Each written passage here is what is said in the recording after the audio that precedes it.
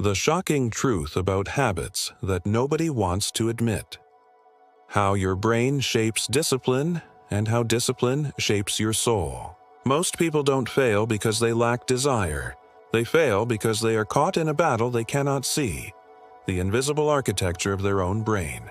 Imagine standing at the edge of a canyon, carved slowly not by force but by persistence.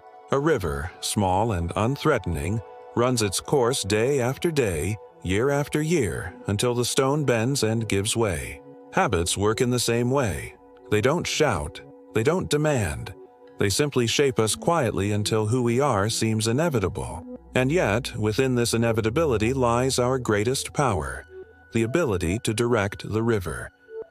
The mistake most people make is believing that willpower is enough. They fight their cravings, their distractions, their exhaustion, as if brute force could hold the walls of the canyon still. But willpower is a fragile flame. It burns brightly, but quickly. Habits, on the other hand, are the fire that keeps burning, long after the initial spark has faded.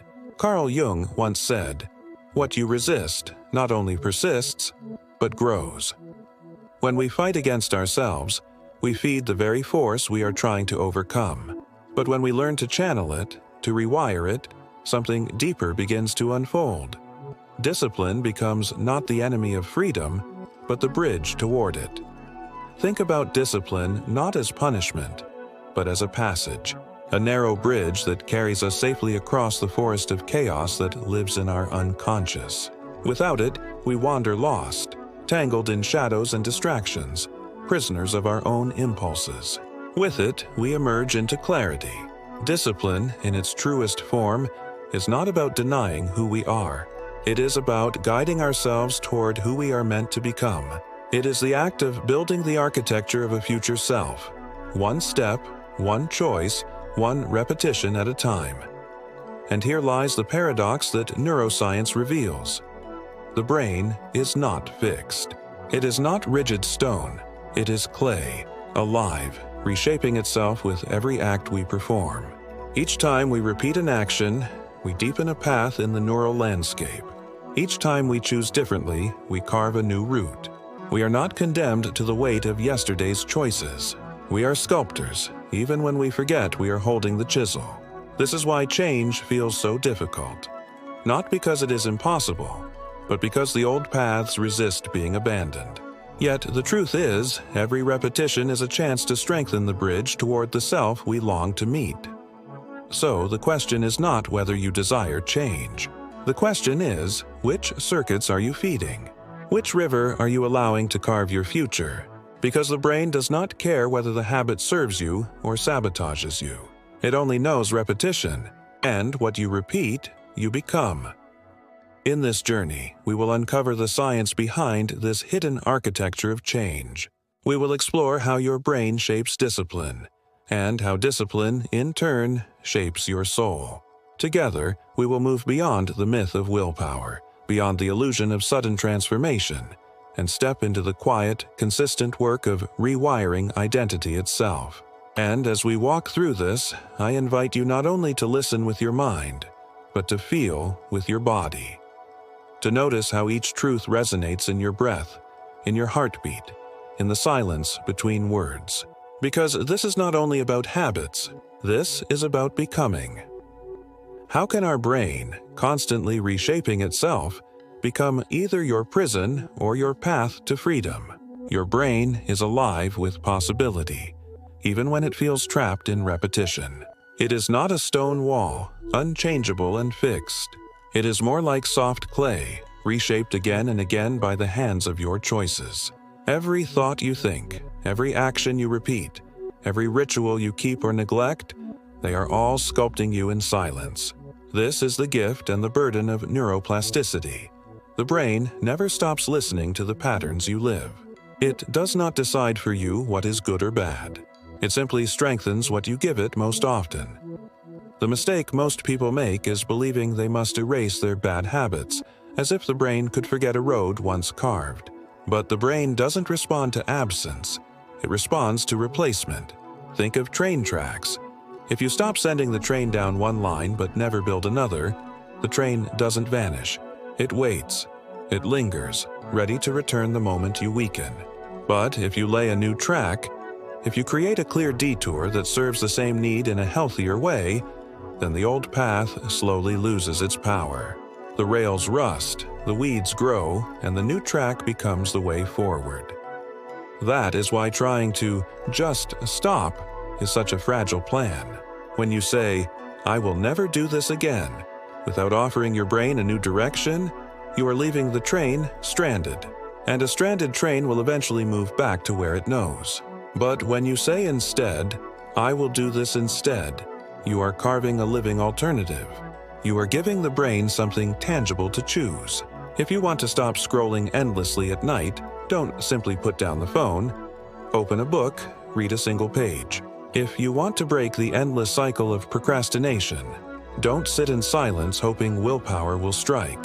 Stand, walk, breathe deeply for 90 seconds, then return to your task. The brain needs a pathway, not a void. So the practical question is never, "How do I stop this?" The practical question is always, "What can I do instead that feeds the same hunger in me?"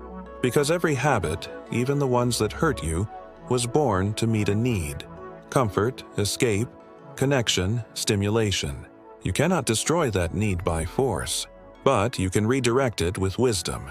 You can give your brain a new ritual, a healthier source, and the wiring will follow. And when resistance comes, because it will, remember this: relapse is not proof of failure. It is only a reminder that the old track is still there. Do not curse yourself for walking it once more. Simply notice and then guide the train back to the new line. Every return strengthens it. Every redirection tells your brain, "This is the way now." And over time, the old path fades and the new one becomes home. This is the silent sculptor at work. Neuroplasticity is not dramatic. It is not sudden. It is patient, relentless, quiet. And if you learn to work with it instead of against it, you begin to see that every repetition is not just a habit. It is the architecture of who you are becoming. Why does motivation so often disappear? And what if the secret is that action, not desire, is what fuels it? We are taught to wait for motivation, as if it were the spark that ignites change. We sit still, hoping to feel inspired, waiting for the right mood, the right energy, the right moment. But the brain does not work that way. Dopamine, the chemical we often mistake as a prize at the finish line, is not waiting at the end of the race. It is released in the act of running itself. It is not the trophy. It is the fuel. Andrew Huberman reminds us that dopamine is less about the reward itself and more about the pursuit, the anticipation, the movement, the forward momentum. This is why so many habits collapse when we chase the quick hit of pleasure instead of falling in love with the process. Because the truth is counterintuitive. Dopamine spikes after you take action, not before. Which means it is not motivation that makes you act. It is action that creates motivation. Think about the last time you resisted a task for hours, maybe even days. Then, finally, you began. The moment you took that first step, something shifted. Energy returned. A spark appeared. That was not willpower. That was your brain rewarding you for moving forward. The action came first. The emotion followed. This means the most powerful shift you can make is to celebrate the smallest of wins. Write down your progress even if it is only one line on a page. Smile at your consistency, even if it seems insignificant. Each time you acknowledge these micro-victories, you teach your brain that the journey itself is rewarding. And slowly, you begin to move without the heavy weight of external motivation. The illusion of progress is believing that dopamine waits at the end. The reality of progress is discovering that it lives in the steps you take today. Each action you celebrate becomes a thread in a larger identity. Not someone who tries, not someone who wishes, but someone who does. And when you shift into that identity, the question is no longer, "How do I find motivation?" The question becomes, "How will I act today, knowing that motivation will find me after I begin?" But why do we abandon our goals the moment they become uncomfortable? Can be that discomfort is actually proof of transformation? Most people believe that quitting happens because they lack discipline or because they are weak. But the truth is more subtle, more hidden, and far more human. Discipline is not only a rational act of the mind. It is deeply emotional, tied to the layers of our unconscious. Carl Jung believed that what we repress does not vanish. It waits in silence and then returns, disguised as resistance.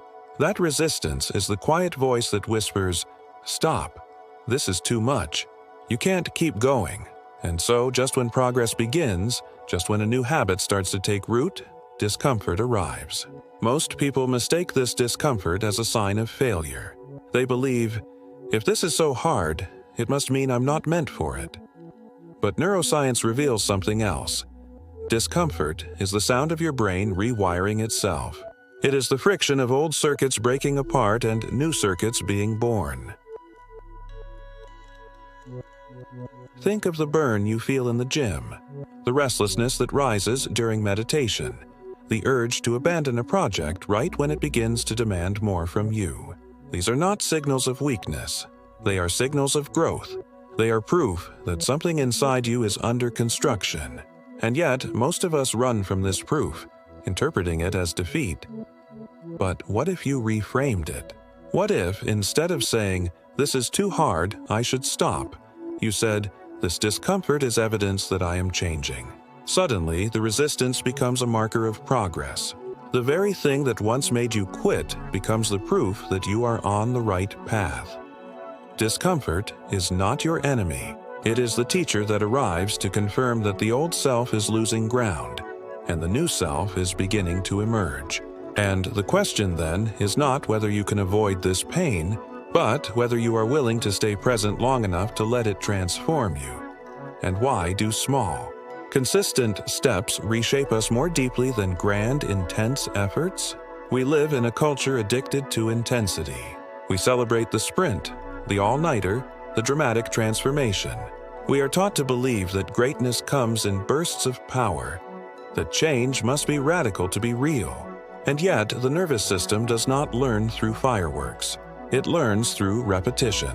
It learns through the rhythm of returning again and again to the same simple act. Think of two people. One runs 5 miles once a week with all their strength, but spends the rest of the days in exhaustion. The other walks 1 mile every day, quietly, steadily, almost without fanfare. 6 months later, it is not the runner who has transformed. It is the walker. Because the walker has not only built endurance, but also identity. Each step whispered, "I am the kind of person who moves daily." And identity, once rewired, is far stronger than any single achievement. Intensity alone often leaves ruins. It creates stories of burnout, of effort unsustained, of promises broken. But consistency, even in the smallest dose, creates structure. It builds a cathedral not in a frenzy of days, but in the laying of bricks, one after another, until what once seemed fragile becomes unshakable. So ask yourself, what is the one action so small you could repeat it daily without fail? Not the grand gesture, not the heroic sprint, but the step you can take even on your weakest days. Because it is that step, humble and quiet, that will teach your nervous system who you are. Consistency does not just change what you do, it changes who you believe yourself to be. And in the end, it is not intensity that sculpts your destiny. It is the quiet repetition of acts that, over time, become the very architecture of your life. And if you scatter your attention, what happens? Every habit, every pattern you wish to build depends on one thing: attention. Where your attention goes, your habits grow. Yet most of us live as if attention were endless, scattering it across endless tasks, pings, and distractions. The brain does not thrive in this noise. Neuroplasticity, the silent sculptor of your habits, requires focus. Without it, the circuits you try to strengthen weaken before they can hold. Andrew Huberman reminds us that attention rituals are not luxuries for the spiritual elite. They are biological necessities. Morning sunlight that anchors your circadian rhythm. A few minutes of breathwork that quiet the restless nervous system. journaling that clears the mental clutter, even something as simple as silencing your notifications before beginning a task. These acts are not accessories. They are the ground in which your new habits take root. Think of attention as water. If you pour it endlessly across weeds, the weeds will flourish. If you water a single seed patiently, it will grow into something that transforms your garden. Each day, whether you notice or not, you are choosing which garden you will cultivate. The one that drains you, or the one that raises you. The practical shift is simple. Create micro-rituals that claim your attention before the world does. 90 seconds of deep breathing before your hardest task. A moment of stillness before you check your phone. A conscious choice to give the best of your focus to what matters most. It is not about doing more. It is about choosing where your light falls. Because attention is the currency of your habits. Spend it on distraction, and distraction will own you. Spend it with intention, and your habits will become the scaffolding of the life you are here to build. So, motivation isn't the most important? We are told to wait for the right moment, to wait until inspiration arrives, to wait until we feel strong, clear, motivated, but this waiting becomes its own prison. Days pass, weeks slip away, and the life we want remains distant. Not because we lack desire, but because we mistake desire for action. David Goggins breaks this illusion. Action comes first, emotion follows. And science agrees. Dopamine, the brain's reward, rises after you act, not before. This means the people who build lasting habits are not the ones who feel like acting every day. They are the ones who act even when they do not feel like it. They bypass the endless negotiation with the self. They stop asking, "Do I want this today?" and simply step into the ritual that defines them. Discipline is not waiting for the flame to catch. Discipline is lighting the match in the dark, knowing the fire will follow. Think of a runner who decides that at 7 a.m. every day they will run, not because they feel like it, but because that is who they are choosing to become. The ritual itself becomes identity. And identity is stronger than mood. Identity does not ask permission from the fleeting weather of emotions. Identity says, "I act, therefore I am." The key, then, is to build rituals that remove negotiation. Place your shoes by the door. Set the time. Make the act non-negotiable. When the moment arrives, there is no question left to ask. There is only the doing. And with each act repeated, you become the kind of person who does not wait for motivation. You become the kind of person who creates it. So, if you feel stuck, waiting for the right energy to arrive, remember this. The future self you dream of meeting is waiting for you on the other side of action. And each small act you choose today is a step toward embodying that self. Not tomorrow, not someday, but now. How can we rewiring our identity through habits? The deepest transformation is never about reaching a single goal. Goals end. They come and go like milestones on a long road. What truly matters is who you become while walking that road. Habits are not just behaviors you repeat. They are the invisible threads weaving the fabric of your identity. Andrew Huberman reminds us that each repetition strengthens the bridge between who you were and who you are becoming. And David Goggins would say, "You're not fighting the weights or the miles or the obstacles. You are fighting the old self." Failure, then, is not weakness. It is not proof that you are broken. It is simply the brain revealing that the structure for your new identity is not yet complete. Each time you stumble, it is not a verdict. It is an unfinished bridge, and the only task is to lay one more plank, to repeat one more act, to step back onto the path, no matter how small the step feels. This is why rituals matter more than moods. Rituals are the scaffolding that hold your freedom in place. They protect you when your feelings falter. They carry you when your mind resists. And with time, the repetition of these rituals becomes identity itself. You are no longer someone who tries. You are someone who is. So, choose your rituals with care. Not grand, impossible gestures, but the smallest acts that can be repeated until they shape you. because a habit is not a cage. It is the rope you weave, thread by thread, until it is strong enough to pull you into the future self you long to meet. And as you leave this video, remember, the river is always carving. The only question is, which direction will you guide it? If this message has spoken to you, then let today be the day you choose one ritual to begin. Not tomorrow, not someday, but now. Because freedom is not waiting for you in some distant future. Freedom is being built in the quiet acts you repeat, in the hidden architecture of your brain, in the identity you are sculpting one choice at a time. If this journey resonated with you, I invite you to take part in something greater than watching. Share in the comments one habit you want to build and set a deadline for yourself. Then come back here in 7 days or 30 and let us witness your progress together. Your commitment may inspire someone else to begin, and if you found value here, take a moment to like this video, subscribe to the channel, and continue walking this path with us. Because transformation is not meant to be walked alone. If you're ready for the next step, I invite you to watch our upcoming video. Your brain grows when you do what you hate. Science plus 7-day challenge. There, we'll dive deeper into the science of attention and practical tools you can use today to sharpen your mind and reclaim your time. Until then, remember, your habits are not chains. They are scaffolding for freedom. Each act is a thread. Each thread becomes a rope. And soon, that rope will be strong enough to carry you toward the self you've always known you could be.